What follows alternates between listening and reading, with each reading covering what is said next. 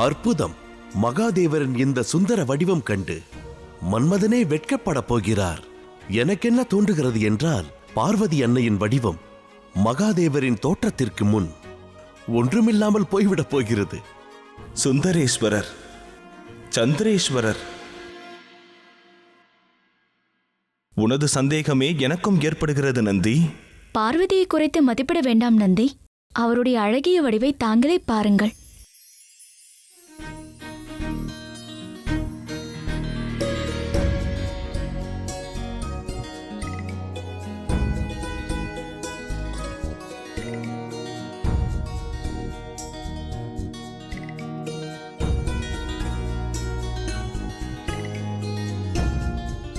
மகாதேவர் சுந்தரேஸ்வரர் என்றால் பார்வதி சுந்தரேஸ்வரி. மகாதேவர் சந்திரேஸ்வரர் என்றால் பார்வதி சந்திரகந்தா ஆவார். சந்திரேஸ்வரரின் தேவி சந்திரகாந்தா சந்நியாசியான சிவனை அவள் சம்சாரியாக்கி விட்டாள். ஓம் தேவி சந்திரகாந்தாய நமஹ.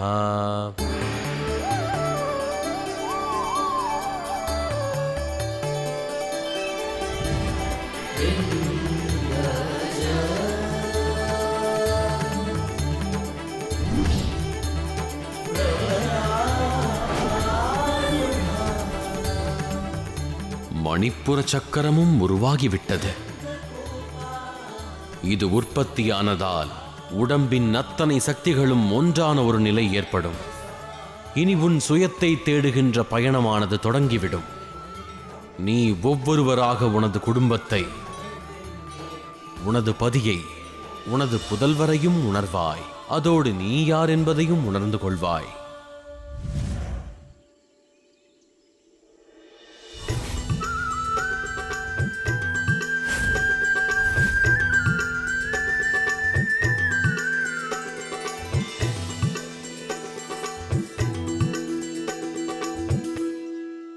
தேவி பார்வதி அவர்கள் உண்மையிலேயே மகாதேவருக்கு ஏற்ற ஜோடியாக இருந்தாரா?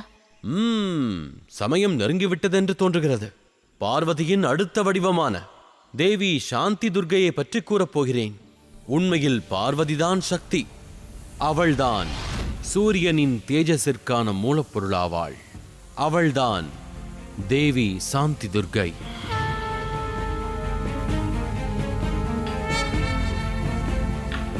அவள் அணுவாகவும் இருப்பாள். அது மட்டுமின்றி பிரம்மாண்டமானவள். புரிவது போல் தங்களுக்கு கூற வேண்டுமென்றால், அதாவது சக்தியின் அந்த சிறிய துகள்தான் அனைத்து சக்திகளையும் ஒன்றாக்கி உருவாக்கியது. சாந்தி துர்க்கைதான் உண்மையில் இந்த அனைத்து பிரம்மாண்டத்தையும் உயிர்ப்பித்திருக்கிறாள். பார்வதியானவள் பிரம்மாண்டத்திற்கான காரணமாவாள். ஆனால் சிவன் சூன்யத்திற்கான காரணம். இருவரும் ஒருவரோடு மற்றொருவர் இணைந்து பூரணம் அடைகின்றனர்.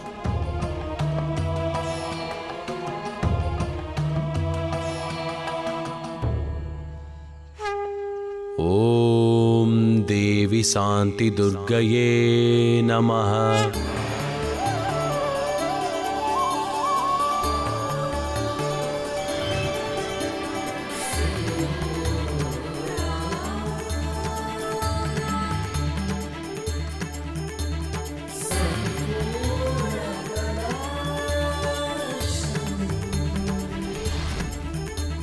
அன்ஹத் சக்கரமும் உருவாகிவிட்டது.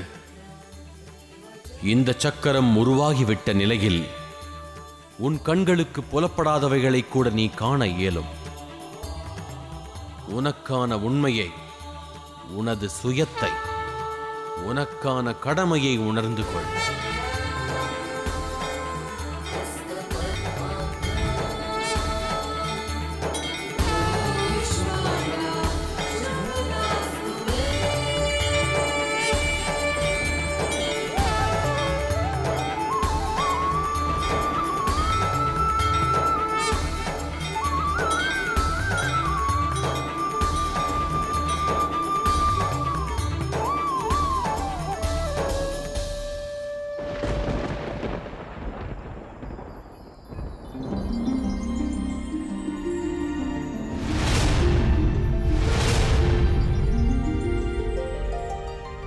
உனக்கு ஓய்வு தேவை என்று நான் உணர்கிறேன். எனக்கும் கூட ஒரு சிறிய ஓய்வு தேவை.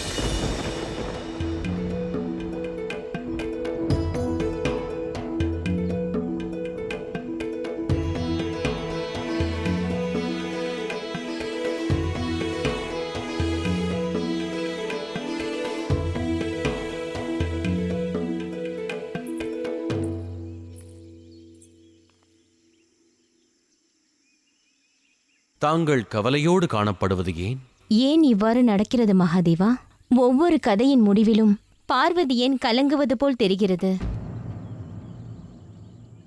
ஏனெனில் ஒவ்வொரு கதையின் பிறகும் பார்வதியின் சக்தி சக்கரங்கள் உருவெடுத்துக் கொண்டிருக்கிறது மைனாவதி. இதனுடைய அர்த்தம் என்னவென்றால், கூடிய விரைவில் பார்வதி தான் யார் என்பதை அறிந்து கொள்ளப் போகிறார். ஆம், பார்வதியின் சக்தி சக்கரங்கள் ஒன்றன் பின் ஒன்றாக வந்துள்ளன. பார்வதி தான் மறந்து போன அனைத்தையும் நினைவுக்கு கொண்டு வந்து விடுவாள். பிறகு நாம் எதிர்பார்த்து கொண்டிருக்கும் அச்சமயமும் வந்துவிடும். அத்தருணம் பார்வதி தான் யார் என்பதை உணரக்கூடிய தருணமாகும். கதையை மீண்டும் துவக்கும் நேரம் வந்துவிட்டது.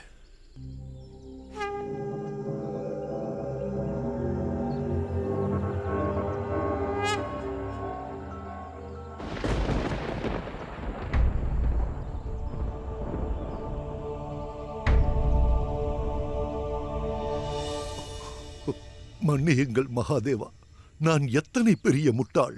நான் உங்களுக்கு எதிராகவே ஆயுதத்தை எடுத்து சண்டைக்கு வந்தேன். சக்தியை உங்ககிட்ட இருந்து பிரிக்கிற பெரிய தவறை செய்ய பார்த்தேன். நான் தெரியாம செஞ்ச இந்த பிழைக்காக என்ன மன்னிச்சிடுங்க. ஆனால் மகாதேவா, இதெல்லாம் எப்படி தொடங்கியது? நீங்க ஏன் உங்க சக்தியை விட்டு விலகினீங்க மகாதேவா? இது ஒரு பெரிய கதையாகும். காலம் வரும்பொழுது நானே உரைப்பேன். ஆனால் மகா காளியை உருவாக்க வேண்டியது இப்பொழுது அவசியம். ஏனெனில் காலன் பயங்கரமான ரூபம் எடுத்து வந்து கொண்டிருக்கிறான். எங்கு கிளம்பிவிட்டீர்கள் தேவா? நீ வரம் கேட்டாய், நான் வழங்கிவிட்டேன். இனி எனக்கு இங்கு என்ன வேலை? ஆனால் நான் இந்த வரத்தை தங்களிடம் நான் எப்பொழுது வேண்டினேன்? நான் ஒன்றே ஒன்றுதான் கூறினேன். தாங்கள் இந்த வரத்தை தருவீர்கள் என்று கூறினேன். தாங்கள் அளித்தது தங்களின் விருப்பம். எனது ஆசையை நிறைவேற்றுவது இன்னும் மிச்சம் இருக்கிறது. உனக்கு என்னதான் வேண்டும் மகிஷாசுரா? அதுவா, தங்களின் வரத்தில் சின்னதாக ஒரு மாற்றம் வேண்டும். நான் கேட்பதெல்லாம், ஒரு பெண்ணால் நான் இறக்கலாம், ஆனால் அவளிடம் பரம்பொருளான மும்மூர்த்திகளின் சக்திகள் இருக்க வேண்டும். அர்த்தத்தை புரிந்துவிட்டீர்களா? மும்மூர்த்திகளின் சக்தி, அதாவது வெறும் சிவனின் சக்தி மட்டுமல்ல. ஆம், மகா காளியால் என்னை கொல்ல இயலக்கூடாது, கொல்ல இயலக்கூடாது. அப்படியே ஆகட்டும் மகிஷாசுரா.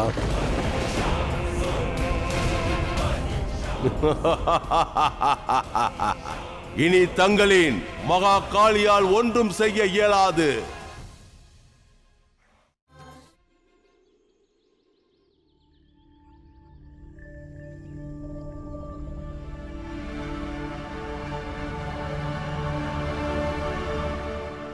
கதையை துவக்கலாமா?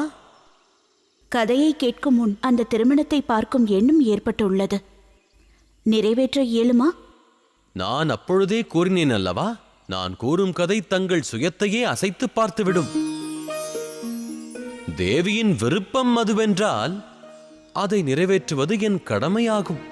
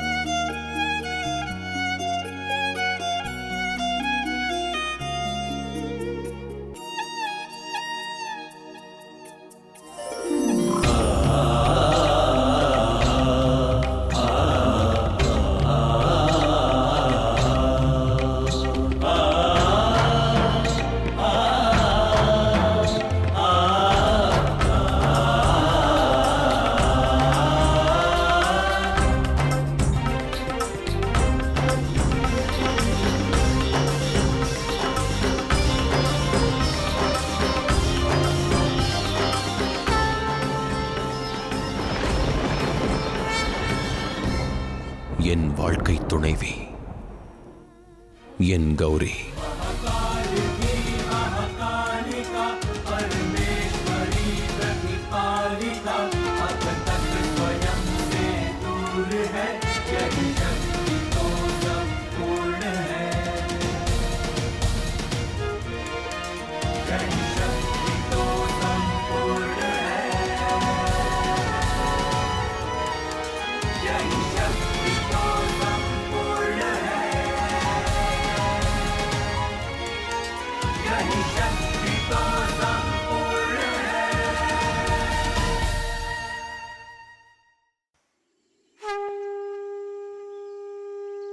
ஓம் தேவி சபரி துர்க்கையே நமஹ.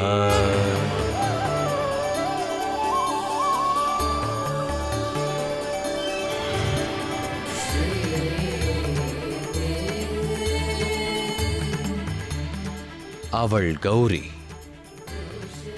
மகாதேவனின் கௌரி ஆவாள்.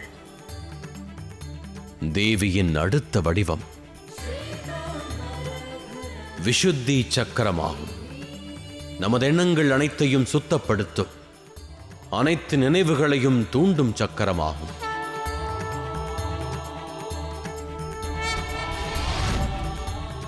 இவ்வடிவில் பார்வதி மகா கௌரியாகி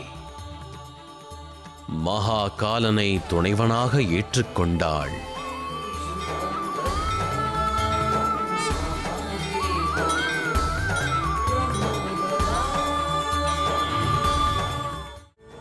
இனியும் அடுத்த வடிவத்தை பற்றி கூறுவதற்கான தேவை உள்ளதா?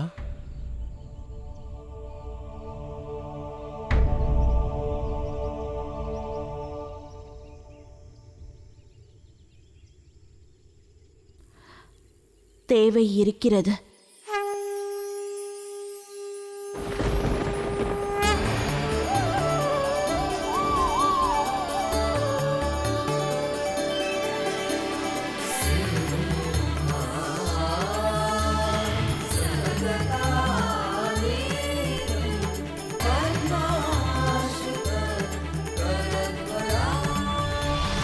ஆக்யா சக்கரம் அனைத்தையும் நம் கட்டுப்பாட்டிற்குள் வைத்திருக்கும். தாய் தன் குழந்தையை வைத்திருப்பது போல்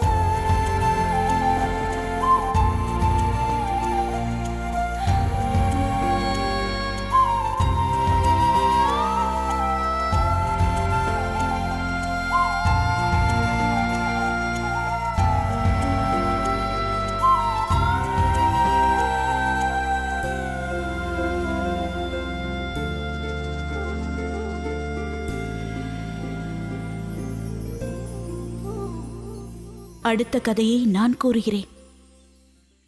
லஸ்யம் தாண்டவத்தில் அது ஆரம்பமானது.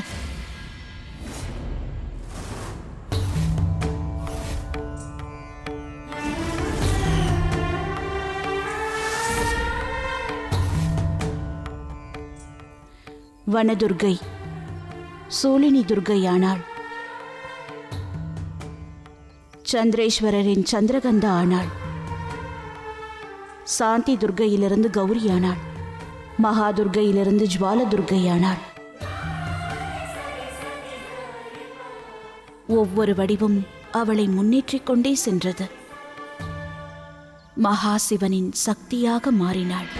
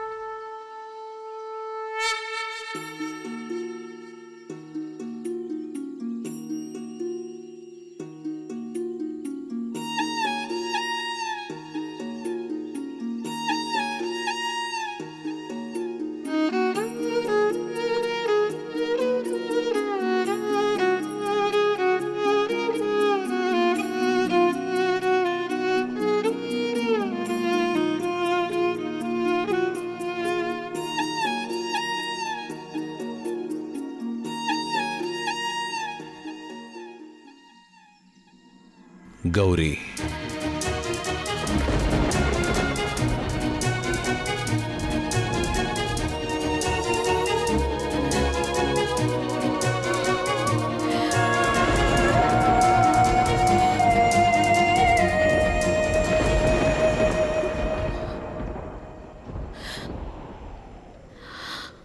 மகாதேவா, தேவாதி தேவர். வெறும் சிவனாவேன். ஏனெனில் நீ இன்றி நான் வெறும் சவமாவேன்.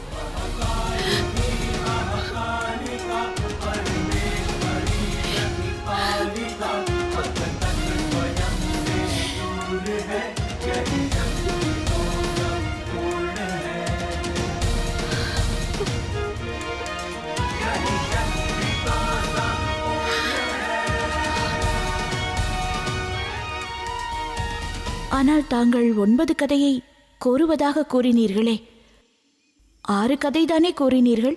ஏனெனில் இந்த கதைகளை எழுதியது நீயேதான் பார்வதி. நான் அக்கதையை மட்டும் உரைத்தேன். நான் கூறிய கதைகளின் 6 வடிவங்களையும் நீ உருவாக்கிவிட்டாய். மற்ற வடிவங்களை இனிமேல்தான் உருவாக்க வேண்டும். லவண துர்க்கை, தீப துர்க்கை, மகிஷாசுர மர்தினி,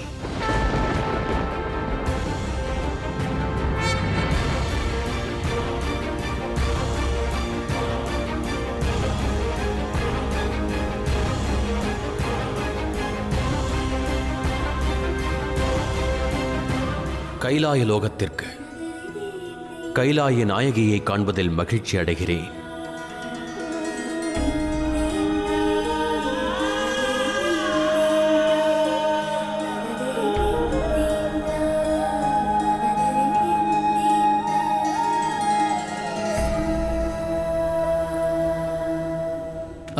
வேண்டாம் நந்தி அவர்களே. பல வருடம் கழித்து இருவரும் இணைந்துள்ளனர். அவர்கள் பரிமாறிக்கொள்ள 1000 வார்த்தைகள் இருக்கும். இப்பொழுது அவர்களை தனிமையில் விடுவதே சாலச் சிறந்ததாகும்.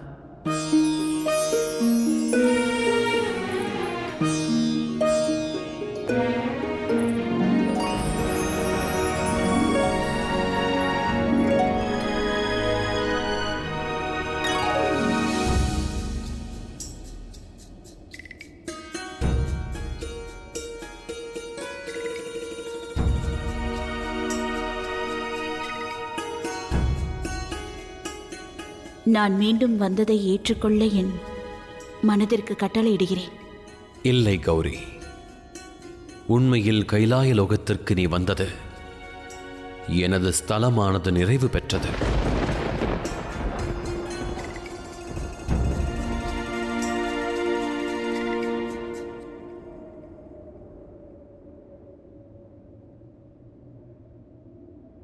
என்னால் இதை நம்ப இயலவில்லை.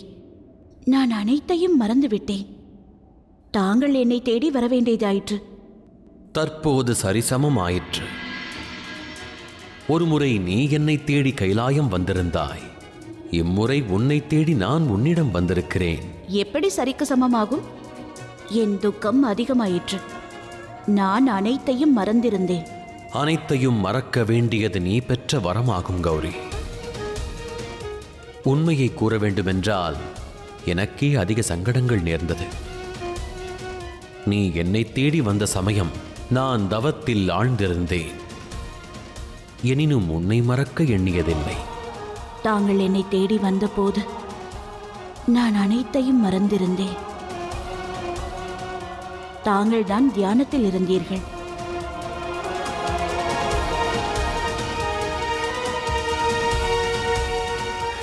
சரி, போகட்டும். மேலும் ஒரு அத்தியாயம் முடிந்துவிட்டது. ஒரு அத்தியாயத்தின் முடிவுதான் அடுத்த அத்தியாயத்தின் ஆரம்பமாகும் கௌரி. நவதுர்க்கைகளின் அடுத்த அத்தியாயத்தை அறிந்து கொள்வதற்கு ஆயத்தமாக. நான் கைலாய நாயகி, மகாதேவரின் மனைவி. எப்பொழுதும் எதற்கும் தயார். என் தவத்திற்கு வரத்தை அளித்ததற்கு நன்றி பிரம்மதேவா. நீ இந்த வரத்தை உன் சூழ்ச்சியால் பெற்றிருந்தாலும் அதனை இப்பிரபஞ்சத்தின் நன்மைக்காக பயன்படுத்துவாய். எங்கு செல்கிறீர்கள் பிரம்மதேவா? நீ விரும்பிய வரத்தை நான் அளித்து விட்டேனே. இனி நான் இங்கு இருக்க அவசியமில்லையே. அதை நான் தான் முடிவு செய்ய வேண்டும். ஏனென்றால் வரத்தை பெற்ற பலன் என்னிடம் இருக்கிறது. நீ என்ன கூற வருகிறாய்? அதுவா, தங்களின் பிரியமான பக்தர்களை காணாமல் எங்கு செல்கின்றீர்கள்?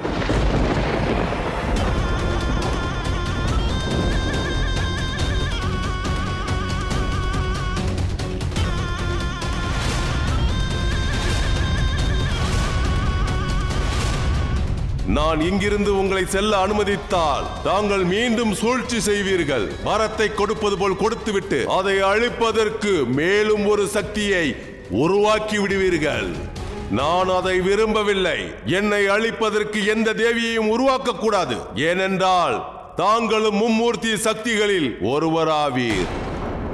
அதனால் தாங்கள் என் விருந்தினராக எப்பொழுதும் இங்குதான் இருக்க வேண்டும்.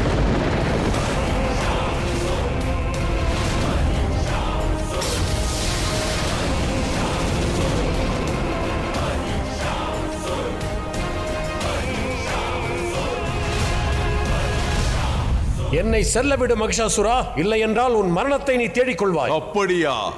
நான் எனது மரணத்தை அல்ல, மகா காளியை வரவழைக்கப் போகிறேன். அவள் வந்ததும் அவள் கதையை முடித்து அசுரர்களின் பொன்னான காலத்தை உருவாக்கப் போகிறேன்.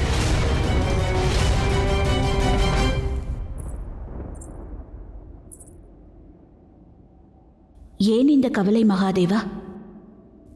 மகிஷாசுரன் பிரம்மதேவரின் வரத்தினால் அழிக்க முடியாதவனாகிவிட்டான்.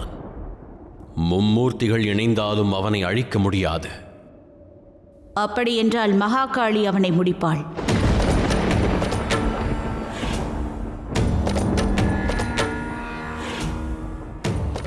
ஏன் இந்த மௌனம்?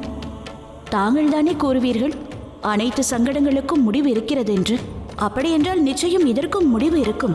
மகிஷாசுரன் விசித்திரமான வரம் பெற்றிருக்கிறான் கௌரி. அவனுடைய அழிவு ஒரு பெண்ணால் மட்டுமே சாத்தியம்.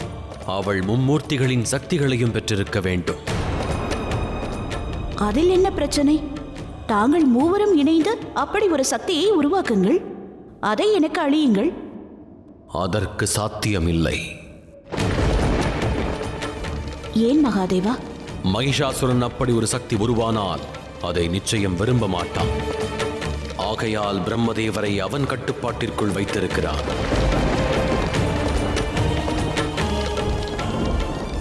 இப்பொழுது இங்கு மகா காளி வந்தே தீர வேண்டும். இப்பொழுது அல்ல. அப்படி என்றால் முதலில் வருவது வேறொருவர், பிரம்மாவின் நேரடியான தொடர்பு உள்ளவர்.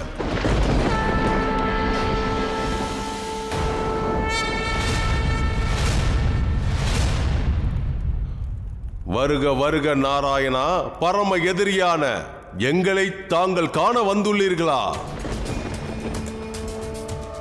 நிச்சயமாக தாங்கள் வருவீர்கள் என்று நான் எதிர்பார்த்தேன். இவர் பிரம்மாவை காப்பாற்ற வரவில்லை சும்பா, தன்னைத்தானே காப்பாற்ற வந்திருக்கிறார்.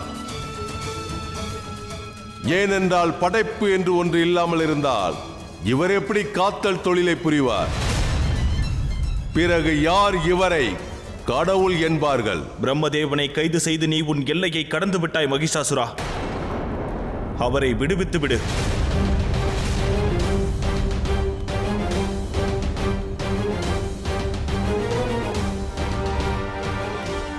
நான் இவரை விடுதலை செய்ய அல்ல, உங்கள் மும்மூர்த்திகளையும் என் எல்லைக்குள் கொண்டு வரவே கைது செய்தேன் நாராயணா. பிரம்மன் வந்துவிட்டார், அடுத்து தாங்கள்தான். உனக்கு நல்ல முறையில் எது கூறினாலும் புரியாது மகிஷாசுரா.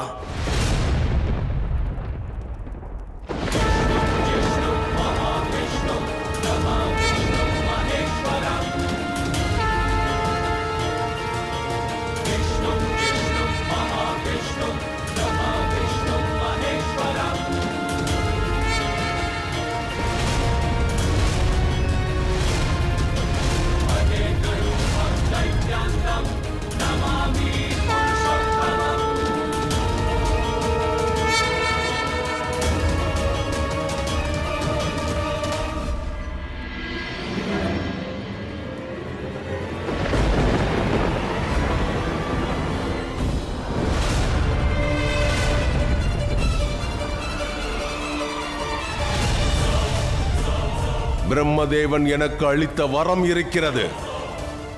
என்னை எந்த ஆனாலும் கொல்ல இயலாது நாராயணா. அந்த பெண்ணை அழைத்து வா, மகா காளியை அழைத்து வா, சீக்கிரம்.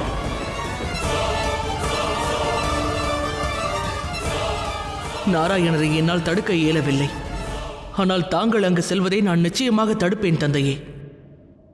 என்னுடைய கருத்து என்னவென்றால் மகாதேவர் அங்கு சென்றுதான் ஆக வேண்டும்.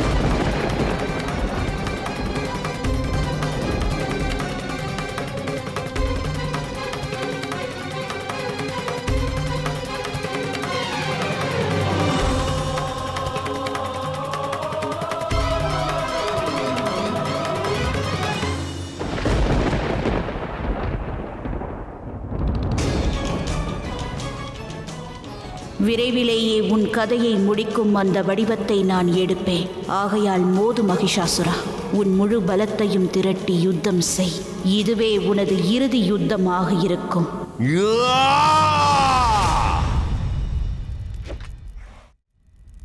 பிரம்மலோகத்தை மட்டுமல்ல, வைகுண்டத்தையும் என் கட்டுப்பாட்டுக்குள் கொண்டு வருவேன்.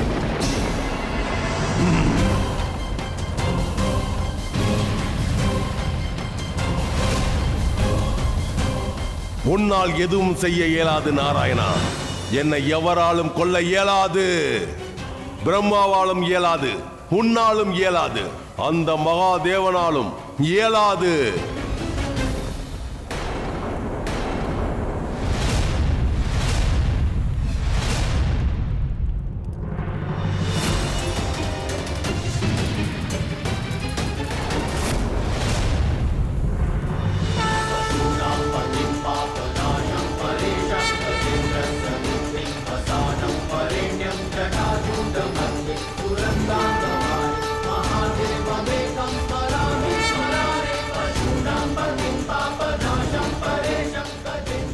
மகாதேவா,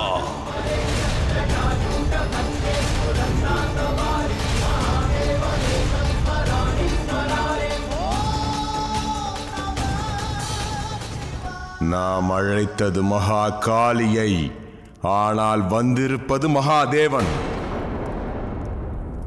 இதுவே உனக்கான இறுதி அழைப்பு மகிஷாசுரா. நான் கூறுகிறேன், முன்னேறிச் செல் மகிஷாசுரா. இன்று பிரம்மலோகம் மற்றும் வைகுண்டத்திற்கு மட்டுமின்றி கைலாயத்திற்கும் அதிபதியாகிவிடு.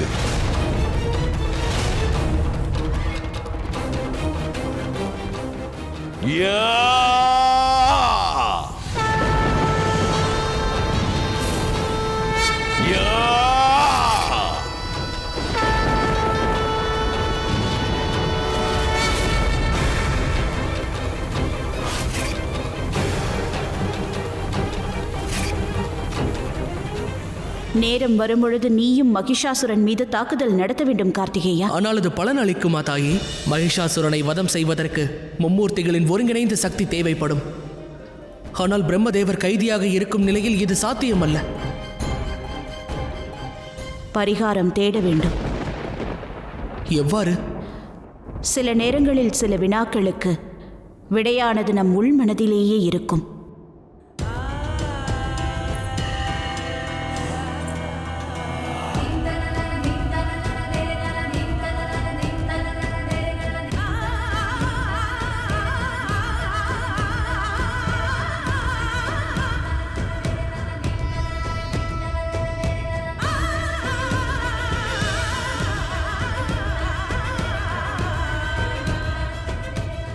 அவனுடைய அழிவென்பது ஒரு பெண்ணால் மட்டுமே சாத்தியம். அவள் மும்மூர்த்திகளின் சக்திகளை ஒருங்க பெற்றிருக்க வேண்டும். ஆனால் இப்படி ஒரு சக்தி உருவாவதை மகிஷாசுரன் விரும்ப மாட்டான். ஆகையால் அவன் பிரம்மதேவரை அவன் கட்டுப்பாட்டிற்குள் வைத்திருக்கிறான். ஒரு பெண் தன் சுயத்தை இழந்து விட்டால் அவள் சங்கரனாகி விடுவாள்.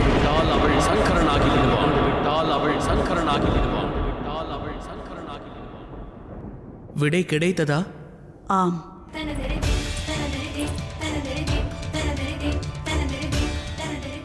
இதை ஒரு முடிவுக்கு கொண்டு வர நான் யுத்த களத்திற்கு சென்றாக வேண்டும் கார்த்திகேயா. இனியும் காலதாமதம் செய்ய இயலாது.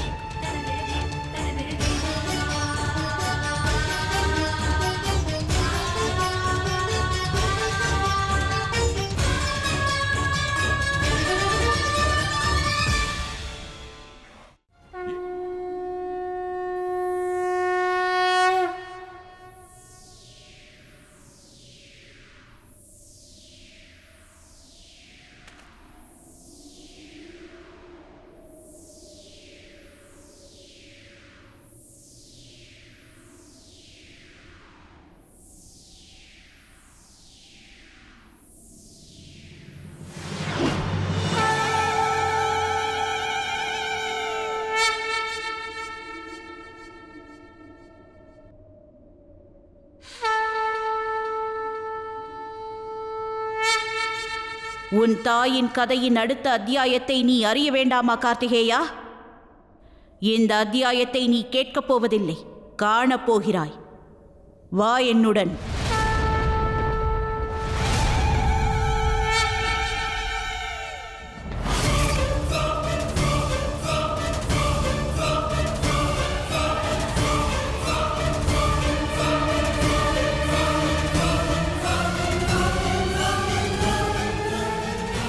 மகிஷாசுரா! மகிஷாசுரா! மகிஷாசுரா!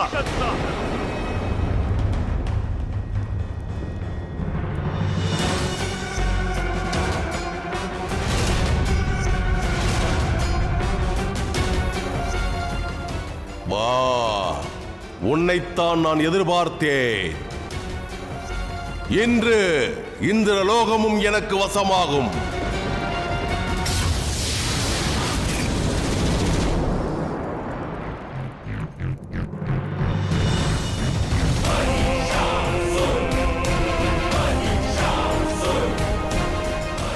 பார் நாராயணா, மகாதேவா, நம்மளுடைய இந்த ஆட்டம் முடிவடைந்து விட்டது.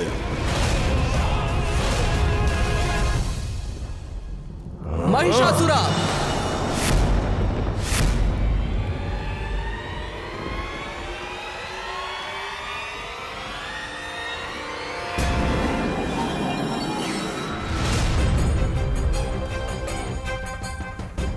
தேவர்களின் சேனாதிபதி இருக்கும் வரை அவர்களை உன்னால் ஒன்றும் செய்ய இயலாது மகிஷாசுரா.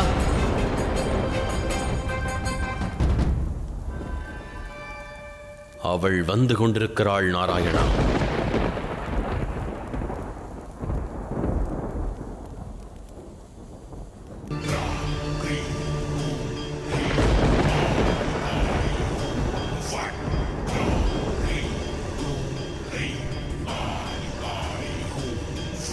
அடடா, இப்பொழுது சிறுவனும் வந்து விட்டானா? நீ எனது கால் தூசிக்கு பெறமாட்டாய். நீ எனக்கு எதிராக குரல் எழுப்புகிறாயா? செல் பாலகா, உனது அறியாமையை நான் மன்னிக்கிறேன். செல், சென்று சில நாள் வாழ்ந்துவிடு. வீரர்களின் வயதினால் அல்ல, திறமையினாலே மதிக்கப்படுகிறார்கள். நான் தாரகாசுரனையே அழித்தவன் என்பதை மறந்து விடாதே. ஆஹா, அத்தகைய மாவீர அசுரனை கொன்றவனுக்கு நிச்சயமாக எனது கருணை கிடைக்காது. நீயும் இறக்கத்தான் போகிறாய்.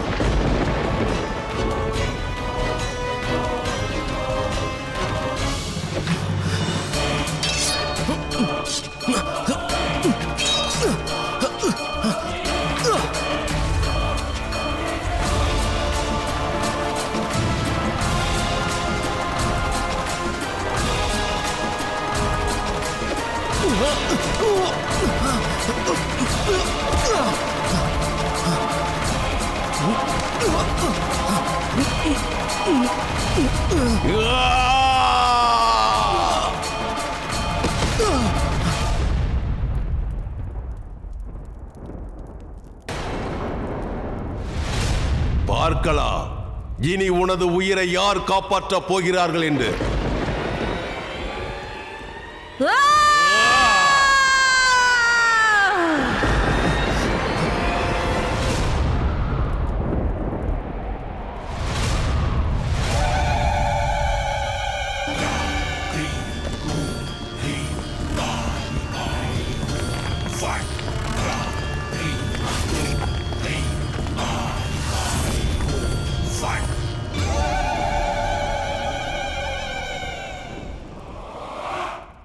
ஒரு குழந்தை தன்னை காத்துக் கொள்வதற்காக தாயை அழைக்க வேண்டிய அவசியமில்லை மகிஷாசுரா. ஒரு தாயே அதை உணர்ந்து கொள்வார். என்னுடைய தாய் அந்த மகா காளி ஆவார். தயாராக இரு மகிஷாசுரா. யுத்தம் இப்பொழுதுதான் ஆரம்பமாக போகிறது. அது உனக்கு அழிவையே தேடித்தரும்.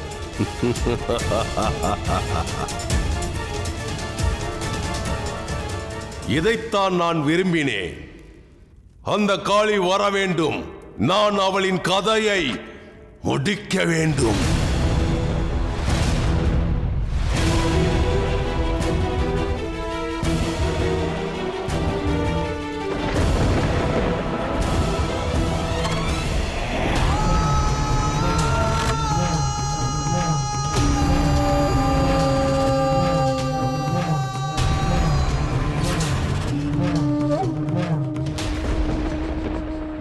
நீதான் அந்த மகா காளியா? சும்பன் நிசும்பனின் காலன். ஆனால் இன்று என் கைகளால் மரணிக்க வந்திருக்கிறாய். அவளை பெண்ணே, நான் பெற்றிருக்கும் வரத்தை பற்றி நீ மறந்து விட்டாய் காளி. என் உயிரை காக்க பிரம்மதேவன் கவசம் அளித்திருக்கிறார்.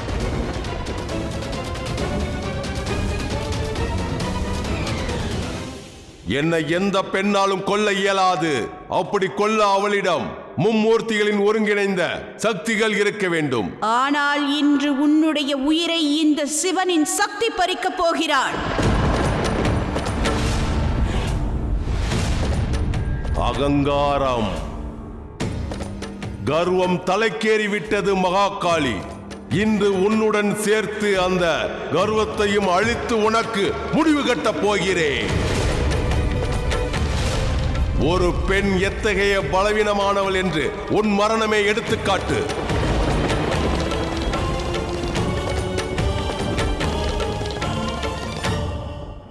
Oh!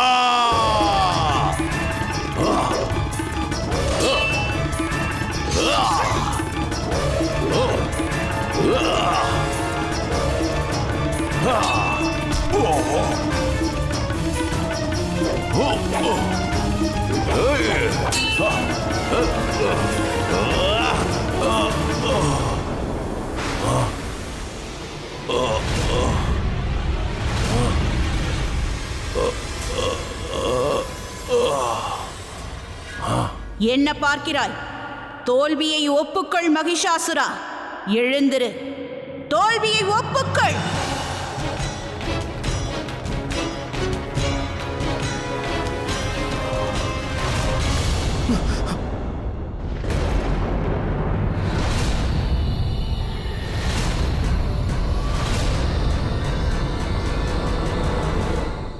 உன் புதல்வனின் மரணம் உன் கண் முன்னே இப்பொழுது நடக்கப் போகிறது.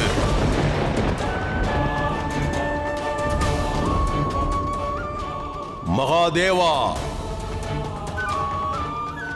கோபத்தில் எரிந்து கொண்டிருக்கும் உனது மனைவிக்கு எடுத்துக்கூறு. அவளால் என்னை அழிப்பதற்கு ஒருபோதும் இயலாது. அதனால் தாக்குதலை விடுத்து சரணடைந்து விடு.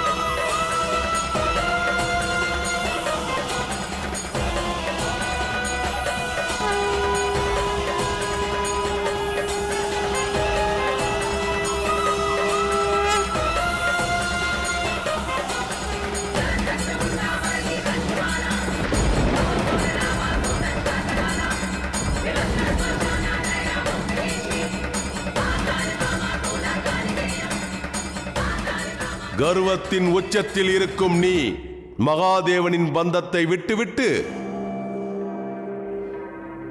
சும்மனிடம் இணைந்து விடு.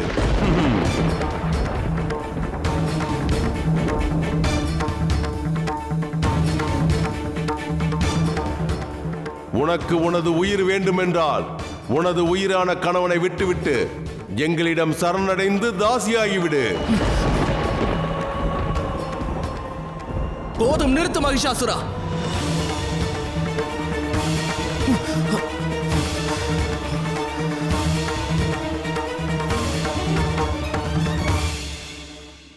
சீக்கிரமாகட்டும். எதை காப்பாற்றப் போகிறாய்? மரணத்தையா மானத்தையா? நான் மரணத்தை ஏற்றுக்கொள்கிறேன்.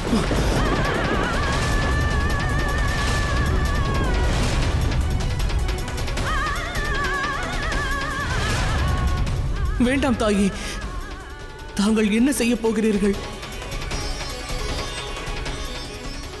என்ன, மகா காளியின் கால வடிவம் முடிந்து விட்டதா? ஒரு பெண் அவளை என்பதை நிரூபித்து விட்டாய். இனி இந்த பிரபஞ்சத்தின் முழுவதும் உணர்த்துவேன். அந்த மகா காளியால் கூட ஒரு வலிமையான ஆண்மகனை ஒன்றும் செய்ய இயலாது.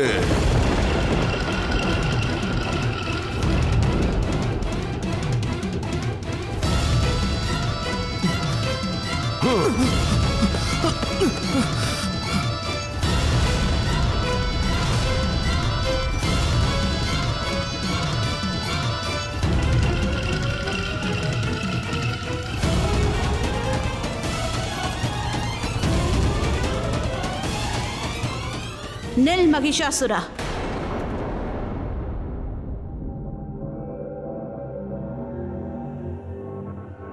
ஏன் மரணிப்பவர்களின் இச்சை பூர்த்தி அடைய வேண்டும். என்னுடைய இச்சை, என் மரணத்திற்கான ஆயுதத்தை நானே தேர்ந்தெடுப்பேன்.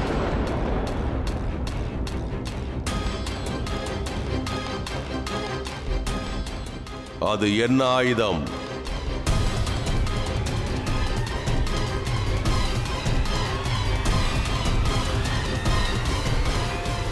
என் கணவர் மகாதேவர், என் தமையன் நாராயணர் மற்றும் எனது தந்தையும் குருவுமான பிரம்மதேவர்.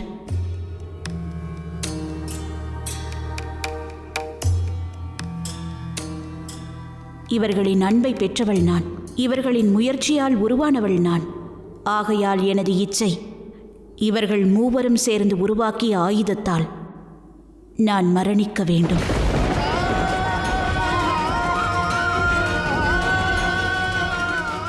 அப்பொழுதுதான் என் மரணத்திற்கு பிறகு என் ஆத்மா அமைதியுறும்.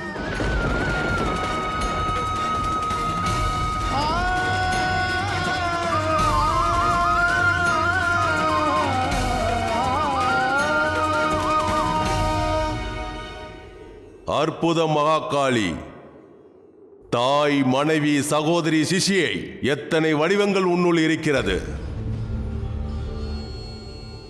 இந்த சந்தோஷமான வேளையில் நான் உன்னுடைய இறுதி ஆசையை ஏற்றுக்கொள்கிறேன்.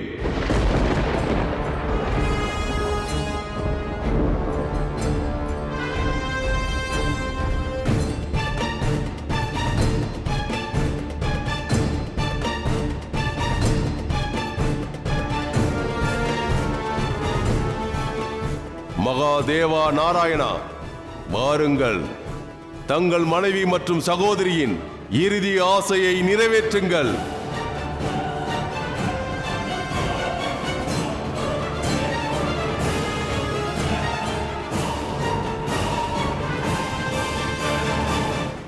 என் விருப்பத்தை தாங்கள் நிறைவேற்றுவீர்களா மகாதேவா? விருப்பமா? பார்வதியின் இந்த முடிவானது மகாதேவருக்கான கட்டளையாகும். திரிசூலத்தின் வடிவில் நான் எனது சக்தியை உனக்களிக்கிறேன்.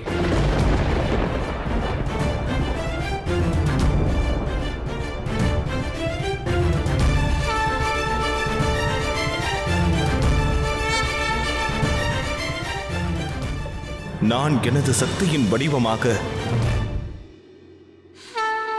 சுதர்சன சக்கரத்தை தருகிறேன்.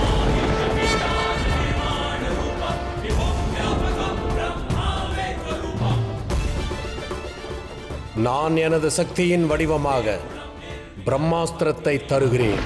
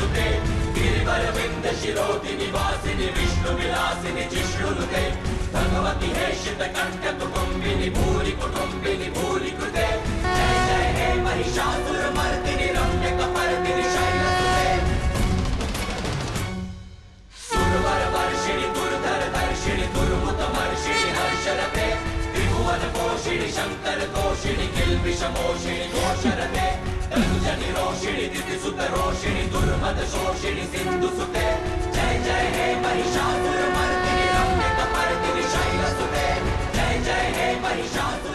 இது எப்படி சாத்தியம்? ஒரு பெண்ணிற்கு அனைத்தும் சாத்தியமாகும் முட்டாளே. என்னுடைய உருவாக்கமே உன்னுடைய அழிவிற்காகத்தான்.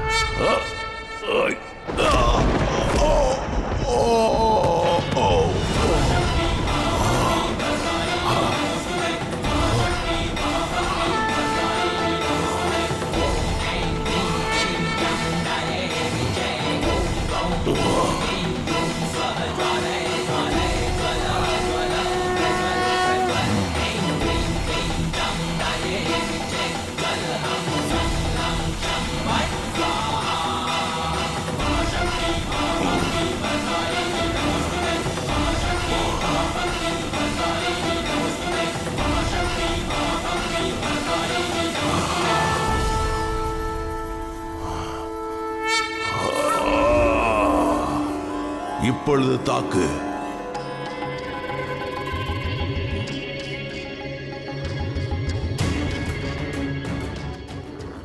ஒரு இரவியால் ஒரு பிராணியை கொல்ல இயலுமா? நான் அல்ல, ஆனால் வேறொருவரால் செய்ய இயலும். ஜீவா ஜீவஸ்ய போஜனம்.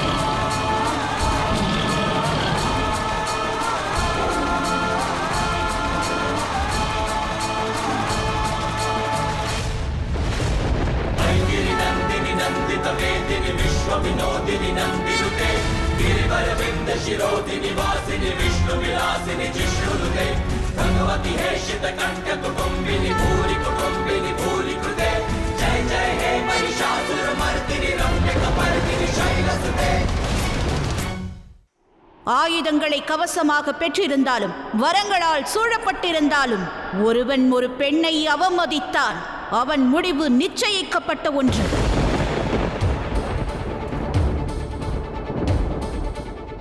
எவன் ஒருவன் ஒரு பெண்ணை கீழ்த்தரமாக பார்க்கிறானோ அவன் பார்வை இழந்து குருடனாகி போவான். எவன் ஒருவன் பெண்ணின் சக்தியை ஏளனப்படுத்துகிறானோ அவன் சக்தியை இழந்து பலவீனம் அடைந்து விடுவான்.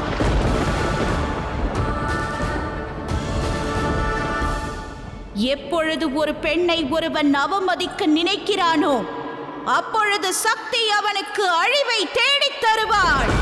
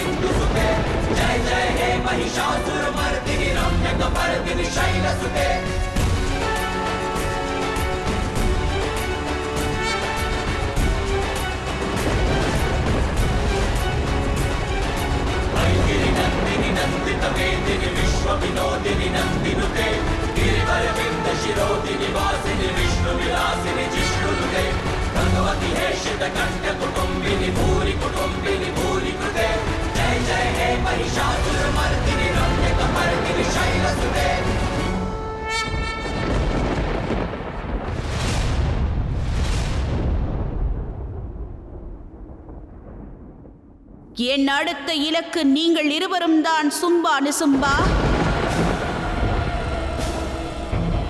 ஆனால் உங்களை அழிக்க நான் எடுக்கப் போகும் வடிவம் நீங்கள் அவமதித்த வடிவம்தான்.